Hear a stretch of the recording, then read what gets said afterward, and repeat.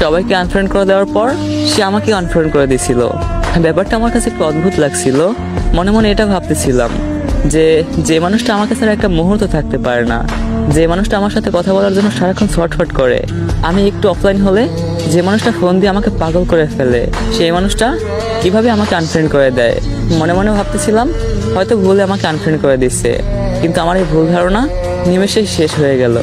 একটু পর খেয়াল করলাম সে সবাইকে আনফ্রেন্ড করে দিচ্ছে, আমাকে আনফ্রেন্ড করে দিচ্ছে, কিন্তু একটা মানুষ সে ফ্রেন্ড লিস্টে রাখছে, আর সেই মানুষটা হচ্ছে তার সেই এক্স।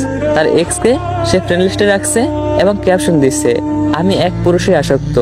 ব্যাপারটা আমার কলেজে গিয়ে আঘাত করছিল।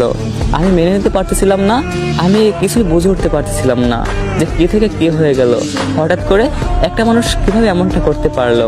তারপর আমি তার এক্সকে মেসেজ দিয়ে জিজ্ঞেস করি, আচ্ছা সে আপনার কি হয়?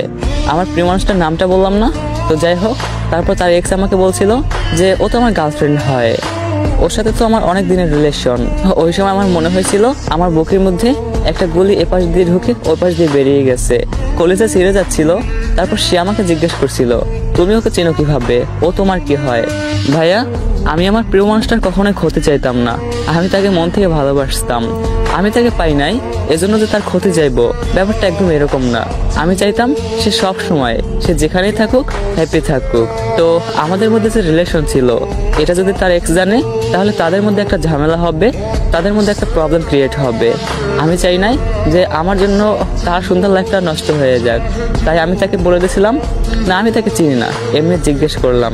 তারপর আমি আমার প্রিয় মানুষটাকে মেসেজ দিয়ে জিজ্ঞেস করলাম, আচ্ছা এমনটা তো না করলেও পারতে, তুমি আমার সাথে এই বেইমানিটা না করলেও পারতে।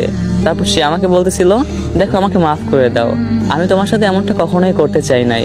তুমি তো জানো যে আমার আগে একটা রিলেশন ছিল, আমি ওই ছেলেটাকে অনেক বেশি ভালোবাসি। তো গাইস, দ্বিতীয় পার্টটা কেউ মিস করবেন না। দ্বিতীয় পার্টটা শুনলে আমি গ্যারান্টি দিচ্ছি যে আপনারা মেয়েদেরকে বেইমান বলে গালি দিতে বাধ্য হবেন। একটা মানুষ কিভাবে এরকম বেইমানি করে আপনারা বুঝতেই পারবেন না। তো পরের পার্টটা খুব শীঘ্রই আপলোড দেওয়া হবে। পরের পার্টটা পাওয়ার জন্য অবশ্যই আমার আইডিটাকে ফলো করে পাশে থাকেন। টাটা।